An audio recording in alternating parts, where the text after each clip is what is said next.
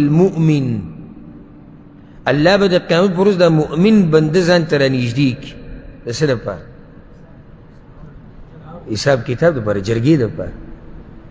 او دا یاده کړه چې هر سړی به د الله سره یوازې کېږي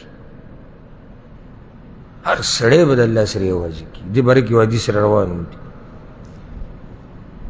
دا اوس مؤمن بنده دی فیضع علیه کنفه ویستره الله به پې پرده راواچوي او پټ به یې کړي ولې پټوي چې بل چاته ونه شرمېږي الله اکبر داسې ګوره مؤمنان الله یې ساتي ځکه به ابراهیم علیه السلام وی ولا تخزني يوم يبعثون يوم لا ينفع مال ولا بنون وی الله په هغه ورځ به مه شرموه کله چې دا خلک تا ته بیا ودرېږي دغه لوی شرم دی الله د خپل مؤمن او نیکعمله بنده نه شرموي نو بیا به یې په خپله پرده کې پټ کړي رانږدې به کړي ځان ته وګوتوي سبحان الله أتعرف ذنب كذا أتعرف ذنب كذا أتعرف ذنب كذا هغه پلاني ګناه هغه پلاني چې تا کړې وه هغه پلاني او پلاني ګناه چې تا کړې وه پلاني ځي کې بنده به غلی ولاړ نعم نعم یا رب او یا الله یاد دي ماته یاد ده ماته ګناه یاد دي ماته هغه نافرمانیانې حتی اذا قرره بذنوبه دا ټول ګناهونه به ورته الله را یاد کړي ټول او دی به اقرار کوي او یا الله او حتی پیغمبر صلی الله علیه وسلم ورأى في نفسه انه هلك بس د دې مؤمن بنده به دا سوچي زه خو تباه و برباد شو الله به ورته وایي ښه دا دې کړي وو که نه وی او ګوره خبره ګوره مخکې نه ځي مخکې ځي خبره څه پورې ده ښیي ورته نو دی به الله ته ګوري حیران پریشان په یره کې چې د دې هر څه نه بعد به د عرش والا رب جواب سره راځي الله ورته وایي پلانیه سترتها علیک فی الدنیا دنیا کې مې پټ کړي وو دا ګناهونه که نه وو ستا دې ګناهونه چاته پته وه هغه وایي نه الله چاته خو پته نه وه دا د الله رحم دی چې زموږ په دې ګناهونو یې پردې اچولي دي وایي ما دله پټې کړې وې که نه وي او یا الله پټې کړې وایي نن مې پټې کړې دي زه وانا اغفرها لك اليوم د دنیا کې مې پټ کړې وي نن دې بخمه زه فیعطى نو بیا به ورکړی شي ده ته د کتاب د نیکیانو عملنامه به ورکړی شي ده ته په ښی لاس او الله به ملایکو ته وایي بوځئ زما بنده جنتونو ته یو حساب دا دی دې ته حساب عرض ویلی کېږي الله اعمال پیش کړو د دې څه فایده دی چې الله ورته اعمال پیش کړي او بیا جنت ته بوځي حجت د څه یعنې څه پته ورته ولګي د الله رحمت بارک الله فیک نه هغه صحیح شو حساب هر چا سره کې هغه نورو دلایلونه ثابت دي خو ما دا وایي چې فایده دې کې څه ده نو جواب یې دقه دی چې د الله رحمت راښکاره شي او د الله احسان د الله کرم چې وګوره پلانیا کړي دي وخو ګوره دا د الله خو اوچت مثال دی خو هسې دي مخلوقاتو کې چې دروند سړی وي که هغه ته م خیال کړی نو چې کله چا سره دي چې کینې خبرې ته او چا ورسره څه زیاتې کړې نو هم ورته ووایي تا ګورې مخکې هم یو پیر خو زه بس څه نه وایو دا د دروند سړي صفت دی تا مخکې مې یو پیر خو رایاده کړه ورته خو څه نه وایو زه پټه یې وساتله خبره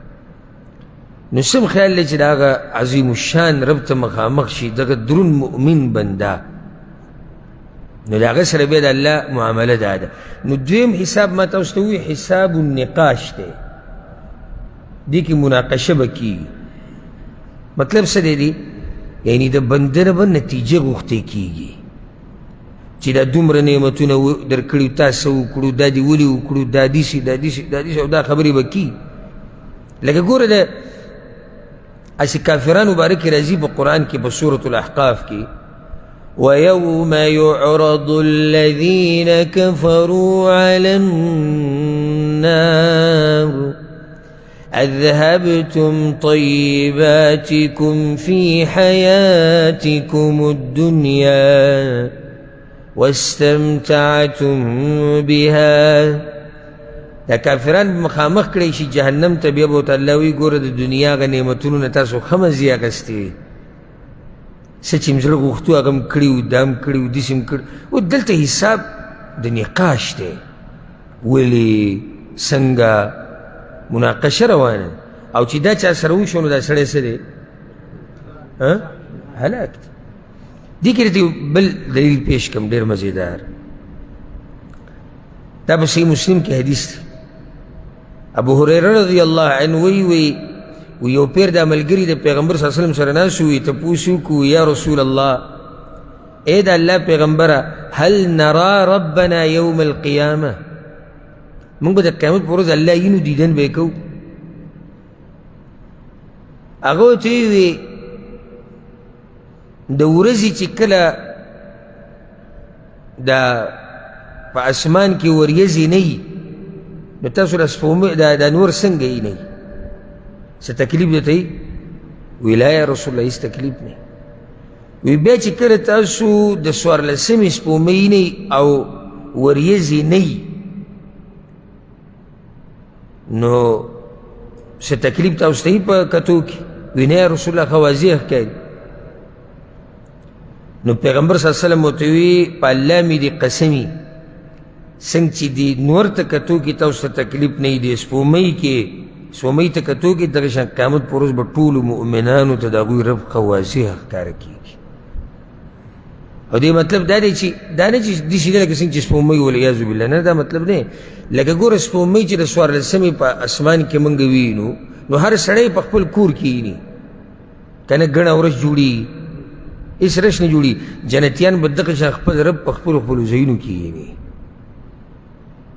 الله به ورته راښکاره شي دوی به یې ویني نو پیغمبر صلی الله علیه وسلم نه دا تپوس شوی خو هغه خبره مخکې بوتله او دا د پیغمبر طریقه وه چې چا به دې تپوس وکړو نو جواب به یې وکړو ورسره زیاتي خبره به ورته هم وکړي چې علم یې زیات شي پیغمبر صلی الله علیه وسلم خبره لږه مخکې بوتله حساب کتاب ته ورته یې وي فیلقى العبد الله به د بنده سره ملاقات کوي د قیامت په ورځ په عرض محشر کې به الله د دې بنده سره مخامخ کیږي د بنده سره به خبرې کوي نو څه به ورته وایي فیقول ای فل ای فل یعنی ای فلانا دا فل مختصر اختصار دی د فلان عربی کې کله دی فلان په ځای فل ویلی کېږي وی اے پلانیا علم اکرمک عزت میں نو در کڑے دنیا کی و اسودک مشر کڑے میں نوی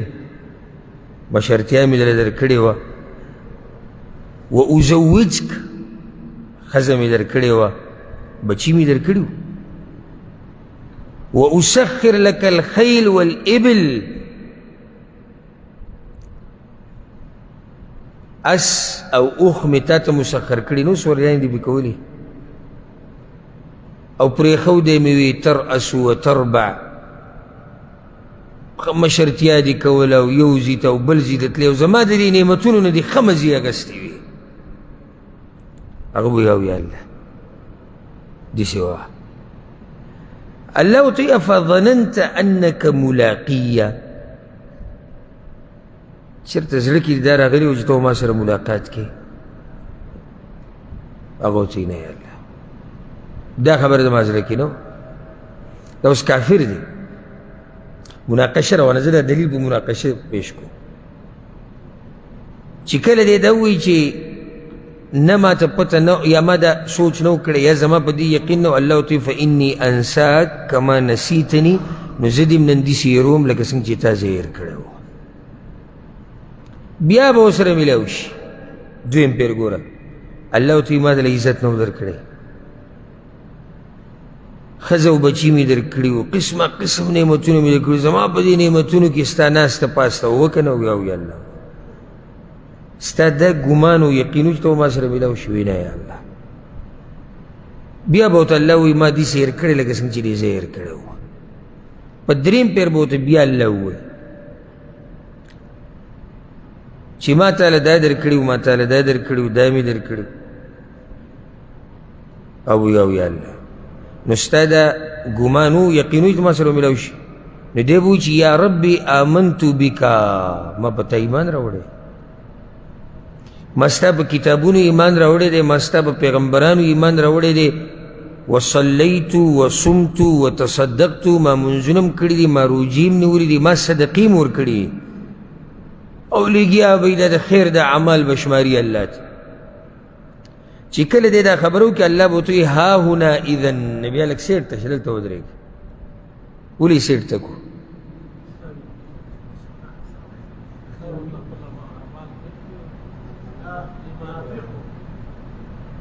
نه نو سیټ ته کېږي ولې نه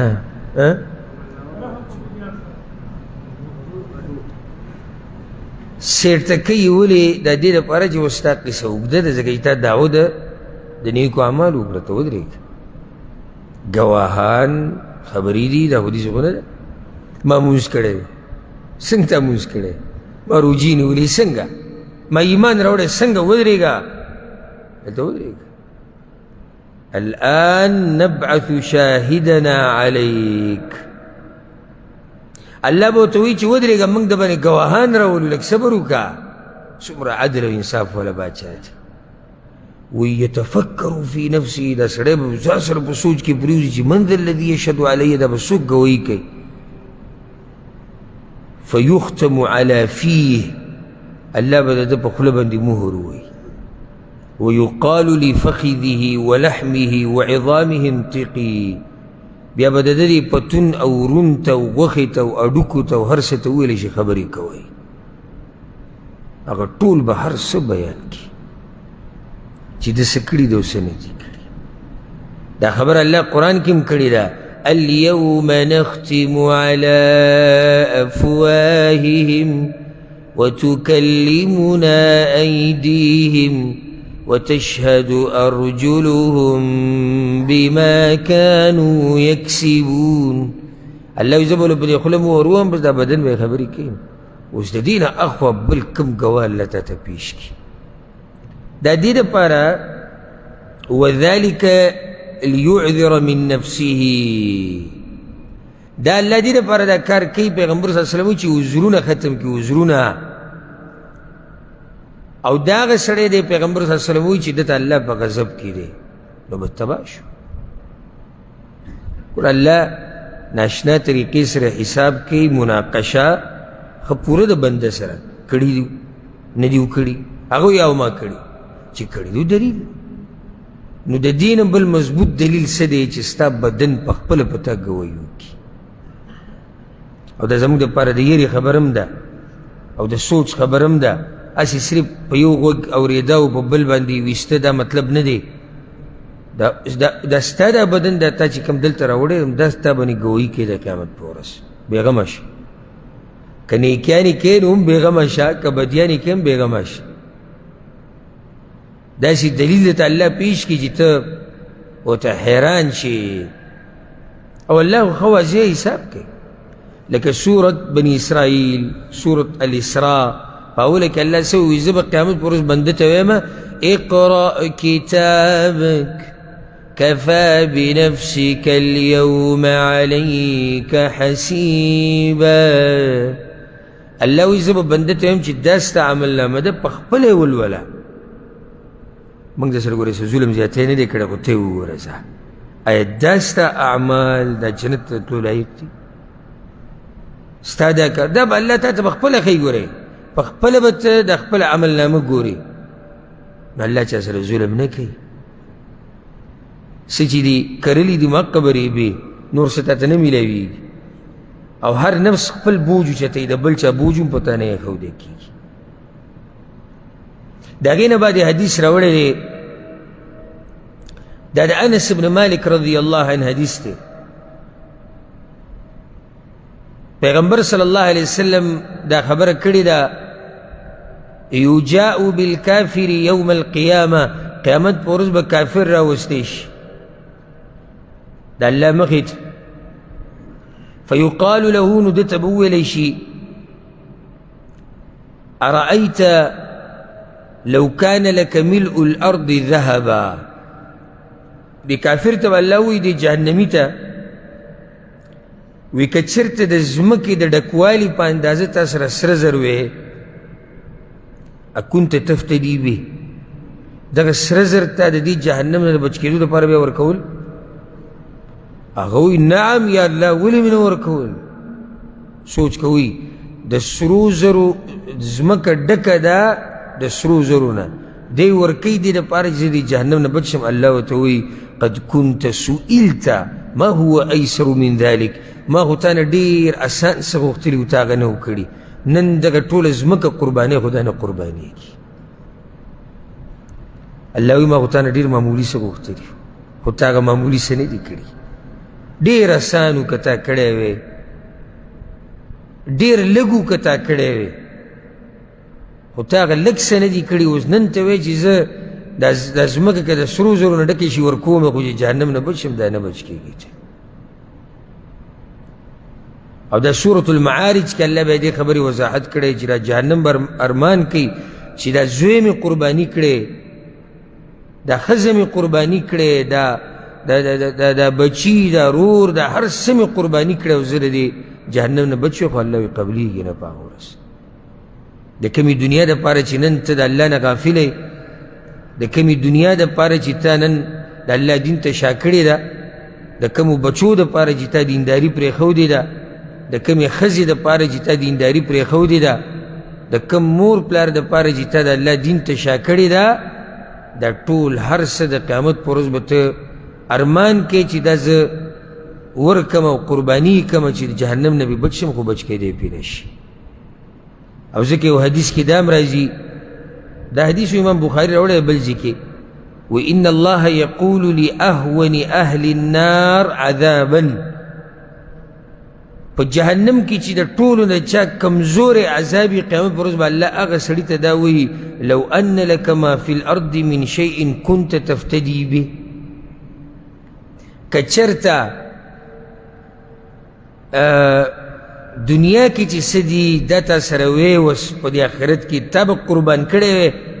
هغه وایي یا الله نعم ولې مې نه قربانول الله ورته وایي فقد سألتك ما هو أهون من هذا وأنت في صلب آدم ألا تشرك بي فأبيت إلا الشرك ما تا نه ډېره وړه خبره غوښتلې وه او ته په هغه وخت کې د خپل پلار آدم علیه السلام په شا کې وي تا نه ما دا غوښتلې وه چې ما سره به شرک نه کوې خو تا هم اکه شرک ما سره کړی دی وړه خبره وه اشاره هغه لوسته کېږي چې الله قرآن کې ذکر کړی دی وإذ أخذ ربك من بني آدم من ظهورهم ذريتهم وأشهدهم على أنفسهم ألست بربكم قالوا بلى شهدنا چې کله الله آدم علیه السلام پیدا کو په هغه ټیم الله د هغه د ټولو بچو نه دا لوز اخیستی و چې زه ستاسو رب یم که نه یم ټولو دقه ویلي وي ته زموږ رب الله به دې جهنمي ته وایي دقه وړه خبره مې دنه غوښتلې وه چې صرف زما بندګي کوه خو تا خو زما بندګي نه دی کړې نن ته ارمان کې دا ارمان الله قرآن کې هم ذکر کړی دی په سورة الزمر کې شتي ولو أن للذين ظلموا ما في الأرض جميعا ومثله معه الله وی که چېرته د کافرانو سره وی هغه څه چې په دې ځمکه کې دي او د دې ظالمانو سره ظالمان یعنې جهنمیان صرف دغه څه نه چې په ځمکه کې دي ومثله معه او د هغې په شان نور لافتدوا به من سوء العذاب يوم القيامة نو دا هر څه دوی قربانۍ خو چې د قیامت د بد عذابونو نه بچ شي خو دا قرباني قبلیږي قبلیږي دا قرباني نه قبلیږي امام بخاري دا حدیث ولې راوړی تا ته دا وایي ای انسانه الله دې نه لږ څه غوښتلي دي اوس یې وکړه قیامت په ورځ به ته ډېر څه قربانول غواړې خو هغه درنه بیا نه قبلېږي.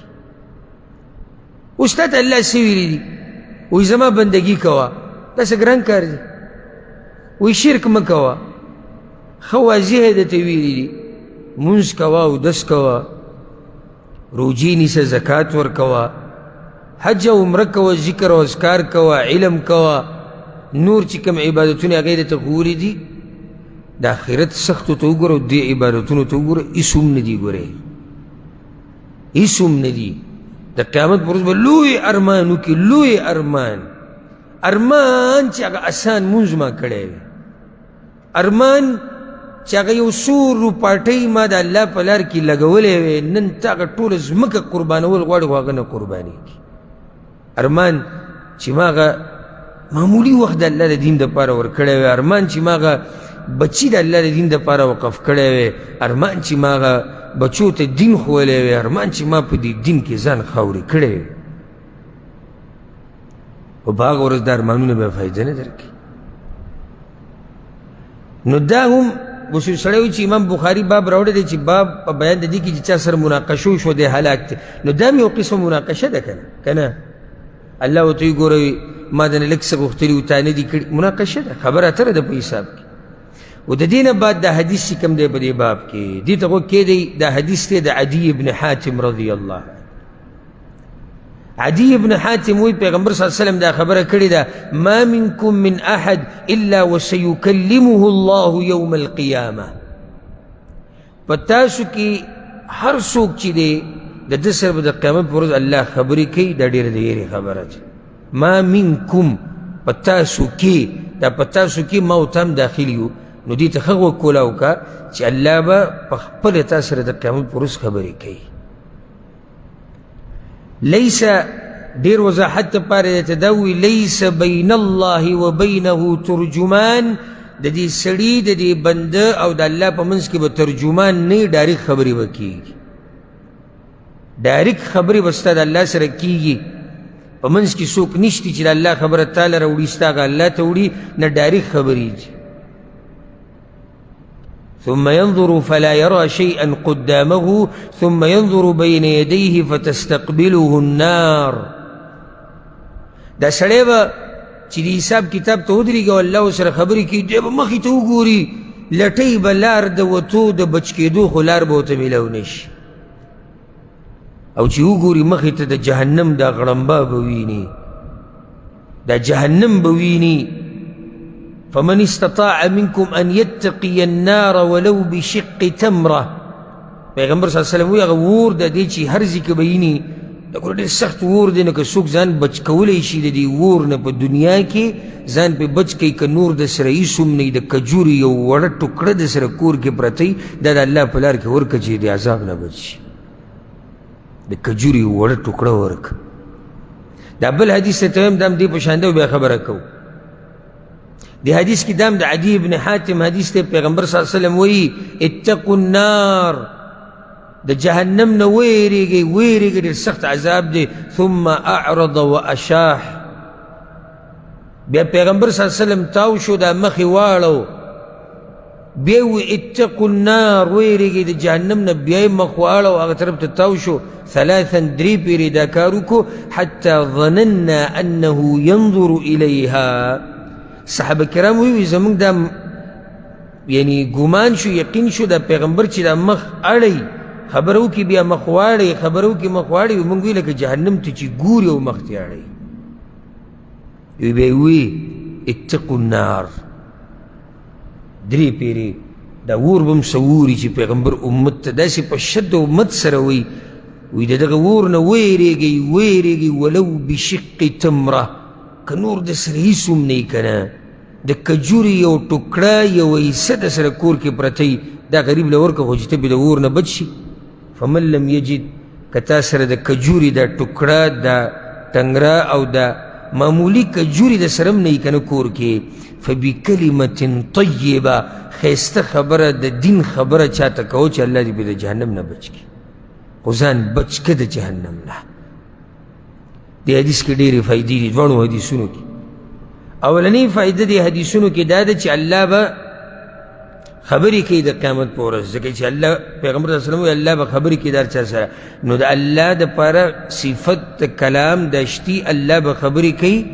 او کړي دي او کوي یې چې کله یې وغواړي څنګه یې وغواړي الله خبرې کوي دا د الله حقیقي صفت دی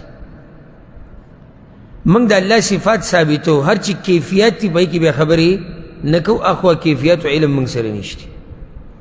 الله قرآن کې وایي وکلم الله موسی تکلیما او الله خبرې کړي وي د موسی علیه السلام سره خبرې کړي حقیقي خبرې په حرف او په صوت سره په آواز سره او لکه څنګه چې الله وایي پیغمبر ته که چېرته یو مشرک تانه امن وغواړي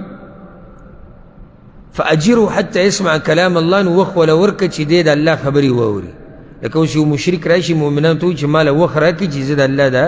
خبرې واورم نو وخت وله ورکوي سورة توبه کې دې تفسیر تېر شوی و که نه پته نه شي ذهن کې هم سم راځي و که نه خو سورة توبه کې دا خبره شوې وه د معاهدې خبره وه نو هلته به کې دا خبره مو وکړه چې ته یو مشرک راشي وخت وغواړي دې دپاره چې زه د الله د کلام اورم ځان پې پوه کوم سوچ کو نو وخت وله ورکړي نو دې چې وګوره الله قرآن ته څه ویلي حتی یسمع کلام الله او کلام په عربي کې څه ته وایي خبرو ته اوس ګوره دلته موږ سره داسې ملګري ناست دي چې هغه ډېر داسې ملګري پکې دي چې هغه غریبانان د دین د ډېرو مسلو نه خبر هم نه دي خو دا ورته پته شته چې کلام په عربۍ کې څه ته وایي خبرو ته او د دومره دومره پټکو مالکان به ویني هغه وایي د الله خبرې یعنې دا او یعنې دا او یعنې دا او خبره به تا وایي راته وایي او هغه عامي چې په فطرت باندې دی سوچه فطرت باندې هغه ښه په اسانه وایي کلام خبرو ته وایي یعنې خبرې د الله کیسه ختمه شو خو مولوي صاحب پوه نه شو مولوي صاحب پکې کتابونه مو ولیکل مولوي صاحب پکې بیانونه مو کړو صرف د یو ټکي دپاره چې دا کلام څه ته وایي لکه کلام خبرو ته وایي که ځکه بعض هغه علما چې هغوی د اسماء و صفات د الله په دې نومونو کې او صفاتو کې ګمراه او بیا یې توبه وویسته نو بعضو پکې دا ووایي ارمان چې زمونږ هغه عقیده وی چې کومه عقیده د بوډیګانو ده د بوډیګانو عقیده وي زمونږ د دې عقیدې نښه ده مولیانو دا ووایي توبه وویسته د بوډیګانو عقیده ښه نو بوډیګانو څه عقیده ده اوس که ته بوډۍ ته دا ووایې چې الله ستا دا خبرې اوري ګورې هغه وایي توبه الله توبه نو د یېرې خبره ده دا خو د نن نه باید بې احتیاط به کوو الله زموږ خبرې اوري خو دغه مولوي صاحب ته چې په اسماء و صفاتو یې ګمراه دی وایي الله اوري هغه وایي څنګه اوري څنګه اوري چې ته د اورېدو وایې دا خو بیا د الله دپاره غوږ او بیا خو به غوښه او بیا خو به وینې او دا خو تا د انسانانو سره دغه کو دا